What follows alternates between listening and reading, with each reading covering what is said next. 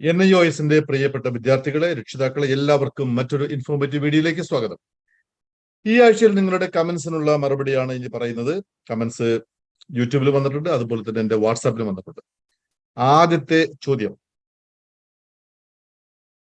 ദേവിക ജയചന്ദ്രൻ ചോദിക്കുന്നു, +2 NIOSന്റെ സയൻസ് എടുത്ത് പഠിച്ചാൽ BSc MLTക്ക് പോകാമോ എന്നാണ് ചോദ്യം. തീർച്ചയായിട്ടും BScക്ക് മാത്രമല്ല MBBSന് പോകാം, നഴ്സിംഗിന് പോകാം, സയൻസുമായി ബന്ധപ്പെട്ട എല്ലാ കാര്യങ്ങൾക്കും പോകാം. നീറ്റ് എഴുതുവാൻ ആദ്യം ഒരു സ്റ്റേ ഓർഡർ ഉണ്ടായിരുന്നു. അതെല്ലാം ഇപ്പോ സുപ്രീം കോടതിയുടെ പരിഗണനയിൽ ഇരിക്കുകയാണ്. അപ്പോൾ അതുമായി ബന്ധപ്പെട്ട് നീറ്റിന്റെ അതോറിറ്റി ഇറക്കിയ NIOSന് പറ്റില്ല എന്നിറക്കിയ ഉത്തരവ് ഇപ്പൊ സ്റ്റേയിൽ കിടക്കുകയാണ്. അതുകൊണ്ട് തന്നെ അത് മാറാൻ കുറെ സമയം പിടിക്കും. അതുകൊണ്ട് NIOSന്റെ വിദ്യാർത്ഥികൾക്ക് നീറ്റ് അടക്കമുള്ള എല്ലാ പരീക്ഷകളും എഴുതുവാനുള്ള, എൻട്രൻസ് പരീക്ഷകൾ എഴുതുവാനുള്ള എല്ലാ അംഗീകാരവും ഉണ്ട്. അത് ഇല്ല എന്ന് പറയുന്നത് കേട്ട് പല വിദ്യാർത്ഥികളും നീറ്റ് എഴുതാൻ പോയിട്ടില്ല. അപ്പൊ അതുകൊണ്ട് മക്കളെ, അത് വീണ്ടും വിശദമായി പറയുന്നു. അതിന്റെ വിശദമായിട്ടുള്ള വീഡിയോയുടെ ലിങ്ക് ഞാൻ താഴെ കൊടുക്കുന്നുണ്ട്. അപ്പോൾ എല്ലാവർക്കും NIOSന്റെ വിദ്യാർത്ഥികൾക്ക്, സയൻസ് എടുത്ത് പഠിച്ച വിദ്യാർത്ഥികൾക്ക്, കേരളത്തിലെ +2 വിദ്യാർത്ഥികൾ സയൻസ് എടുത്ത് പഠിച്ചാൽ അവർക്ക് എന്തെല്ലാം കോഴ്സിന് പോകാമോ അതെല്ലാം നിങ്ങൾക്ക് ഉണ്ട്. സംശയമുണ്ടെങ്കിൽ ഞാൻ വീണ്ടും പറയുന്നു, താഴെയുള്ള വീഡിയോയിൽ കയറി എല്ലാ കോടതി ഉത്തരവ് അതുമായി ബന്ധപ്പെട്ടിട്ടുള്ള എല്ലാ കാര്യങ്ങളും വിശദമായി പറയുന്നു. റോക്കി ചോദിക്കുന്നു, ഡിജി ലോക്കറിൽ നിന്നും എടുത്ത സർട്ടിഫിക്കറ്റ് എവിടെയാണ് അറ്റസ്റ്റ് ചെയ്യുക എന്നുള്ളത്. മക്കളെ, ഏതെങ്കിലും ഒരു ഗസറ്റഡ് ഓഫീസർ മതി. സ്കൂളിലെ ഹെഡ് മാസ്റ്റർമാരോ, ഹയർ സെക്കൻഡറി സ്കൂളിലെ പ്രിൻസിപ്പൽമാരോ, ഏതെങ്കിലും അറ്റസ്റ്റ് ചെയ്യാൻ യോഗ്യതയുള്ള സർക്കാർ ഡോക്ടർമാരോ, ഓക്കെ, ഗസറ്റഡ് ഓഫീസർമാരായിട്ടുള്ള ആർക്കും ഇത് അറ്റസ്റ്റ് ചെയ്യാവുന്നതാണ്. സോന സ്കറിയ ചോദിക്കുന്നു, അമ്മയുടെ നമ്പർ വെച്ചിട്ടാണ് NIOS രജിസ്റ്റർ ചെയ്തത്. ഇപ്പോൾ കുട്ടിയുടെ മൊബൈൽ നമ്പർ ഉപയോഗിച്ചിട്ട് ശ്രമിക്കുമ്പോൾ സർട്ടിഫിക്കറ്റ് വരുന്നില്ല. അടുത്ത ചോദ്യം സോന സ്കറിയ ചോദിക്കുന്നു. സോന സ്കറിയ പറയുന്നത്, എനിക്ക് സർട്ടിഫിക്കറ്റ് ഡിജി ലോക്കറിൽ നിന്ന് കിട്ടുന്നില്ല. അമ്മയുടെ നമ്പറാണ് കൊടുത്തിരുന്നത്. അപ്പൊ എന്റെ നമ്പർ ഉപയോഗിച്ചിട്ട് നോക്കിയിട്ട് കിട്ടുന്നില്ല. അതാണ് പ്രശ്നം. അപ്പൊ രജിസ്റ്റർ ചെയ്യുമ്പോൾ അമ്മയുടെ നമ്പറാണ് കൊടുത്തതെങ്കിൽ നിങ്ങൾ അമ്മയുടെ നമ്പർ ഉപയോഗിച്ച് തന്നെ ഡിജി ലോക്കർ ലോഗിൻ ചെയ്യണം. എങ്കിൽ മാത്രമേ അത് ലഭിക്കുള്ളൂ. എല്ലാവരും ശ്രദ്ധിക്കേണ്ടത്, നിങ്ങൾക്ക് ഡിജി ലോക്കറിൽ വഴി ഡോക്യുമെന്റ്സ് ലഭിക്കണമെങ്കിൽ നിങ്ങളുടെ നമ്പർ തന്നെ ഉപയോഗിക്കണം. അല്ലെങ്കിൽ ഏത് നമ്പറാണോ നിങ്ങൾ രജിസ്റ്റർ ചെയ്യുമ്പോൾ കൊടുത്തിട്ടുള്ളത് ആ നമ്പർ ഉപയോഗിച്ച് നിങ്ങൾ ലോഗിൻ ചെയ്താലാണ് നിങ്ങൾക്ക് ഇത് ലഭിക്കുള്ളൂ. അടുത്ത ചോദ്യം സുബൈറാണ്. സുബൈർ ചോദിക്കുന്നത്, 5 വിഷയം പാസ്സായി, അതിനകത്ത് ലാംഗ്വേജ് പാസ്സായിട്ടില്ല, ഇംഗ്ലീഷും അതുപോലെ തന്നെ മലയാളവും പാസ്സായിട്ടില്ല. 5 വിഷയം പാസ്സായിട്ടും XX ഫെയിൽ ആക്കി എടുക്കുന്നത്.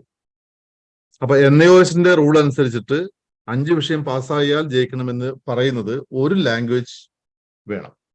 2 ലാംഗ്വേജ് വരെ മാക്സിമം ആകാം.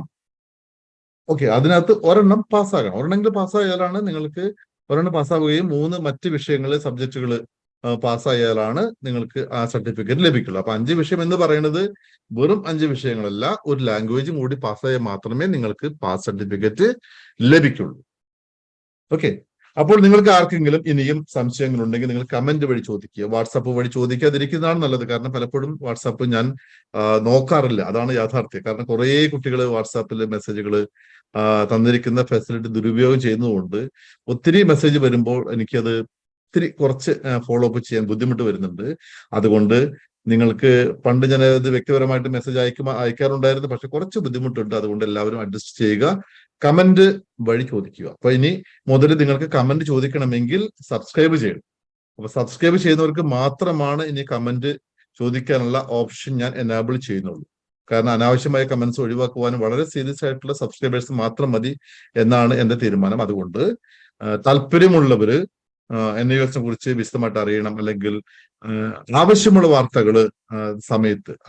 വാർത്തകൾ മാത്രം അത് സമയത്ത് ലഭിക്കണം എന്ന് ആഗ്രഹമുള്ള ആളുകൾ അപ്ഡേറ്റ് ചെയ്യണം. NIOSുമായിട്ട് ബന്ധപ്പെട്ട് നിങ്ങളുടെ കോഴ്സ് കഴിയുന്നവരെയോ അല്ലെങ്കിൽ കോഴ്സ് കഴിഞ്ഞിട്ട് ആവശ്യം വരുന്ന ഘട്ടങ്ങളിലോ നിങ്ങൾക്ക് ഇത് അപ്ഡേഷൻ കിട്ടണം എന്ന് ആഗ്രഹമുണ്ടെങ്കിൽ മാത്രം ചാനൽ താഴെ കാണുന്ന ബെൽ ബട്ടൺ അമർത്തി സബ്സ്ക്രൈബ് ചെയ്യുക.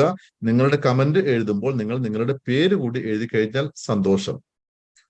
അപ്പോൾ ഇനി നിങ്ങൾക്ക് ആർക്കെങ്കിലും അഡ്മിഷൻ വേണമെന്നുണ്ടെങ്കിൽ, NIOSുമായി ബന്ധപ്പെട്ട് അഡ്മിഷൻ വേണമെന്നുണ്ടെങ്കിൽ നിങ്ങൾക്ക് ഞങ്ങളുടെ ഓഫീസിൽ താഴെ കാണുന്ന നമ്പറിൽ നിങ്ങൾക്ക് വിളിക്കാം. കഴിഞ്ഞ ബാച്ചിൽ പതിവ് പോലെ തന്നെ 100% വിജയം നമ്മുടെ ഭൂരിപക്ഷം ബ്രാഞ്ചിലും 100% വിജയം ലഭിച്ചിട്ടുണ്ട്. അപ്പൊ ഓവറോൾ വളരെ സംതൃപ്തരാണ് നമ്മൾ ഈ വർഷം. കഴിഞ്ഞ വർഷത്തെക്കാൾ കൂടുതൽ നല്ല മാർക്കാണ് വിദ്യാർത്ഥികൾക്ക് ലഭിച്ചത്. ആ സന്തോഷം കൂടി നിങ്ങളുടെ ഒപ്പം പങ്കിടുന്നു.